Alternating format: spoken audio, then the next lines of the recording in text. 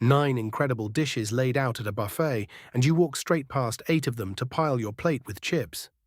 At first, it's bliss. Chips are salty, familiar, and comforting. But by the fourth forkful, something in you starts to ache for anything else.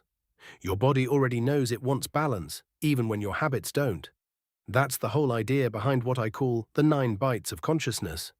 Presence, curiosity, creativity, rest, play, contribution, growth, wonder, connection.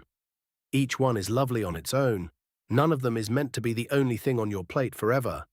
The real nourishment shows up when you mix and match. Think about what happens when you live on a single bite. Presence without curiosity goes passive. You're sitting in the now, but you're not exploring any of it.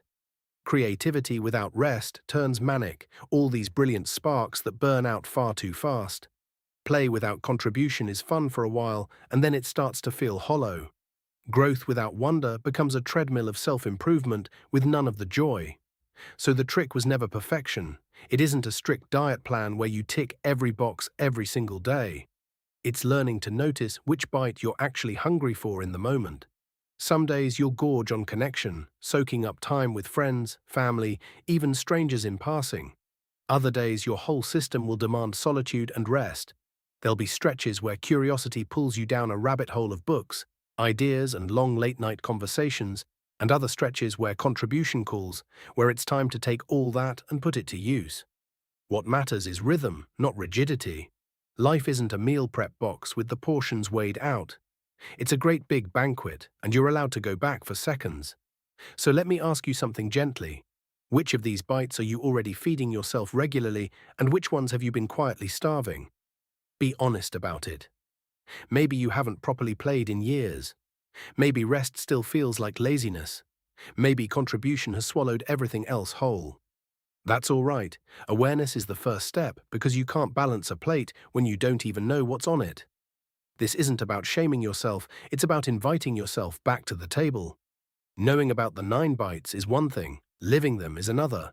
Most of us don't need more theory, we need simple ways to weave a bit of nourishment into ordinary days without it becoming yet another job on the list. And the good news is, you don't have to book a retreat, quit your job, or buy the flowing linen trousers, though by all means, if that's your thing. The way it actually works is small and repeatable. Think sips, not gulps. Don't save it all for the weekend. Take 30 seconds of presence while the kettle boils. Fire off a quick message to someone you care about. Catch a moment of wonder at the sunset on your way home. Little bites count, and honestly they add up more reliably than the rare, massive ones. Once a day you can just ask yourself, what am I hungry for right now? If you feel flat, it might be creativity. If you feel restless, it might be rest. If you feel lonely, it's probably connection. Your body and your emotions are surprisingly honest the moment you stop and listen. And the bites aren't jealous, so you can stack them. A walk with a friend is presence, connection, and play all at once. Journaling before bed is creativity, reflection, and rest. Helping a colleague with real curiosity is contribution feeding into growth. It all gets easier the moment you stop sorting your life into single boxes and start spotting the overlaps. Here's the part that takes the pressure off. You will not get this right. Some days you'll miss the bites altogether. Some days you'll overeat one and starve another.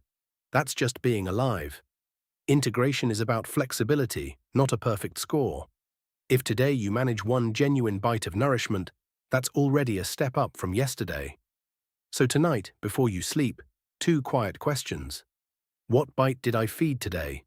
And what bite might I try tomorrow? That's it. Simple, doable, real. That's what turns the 9 bites from a nice idea into a lived rhythm. And rhythm, not routine, not rigidity, but rhythm is what keeps us nourished over the long run.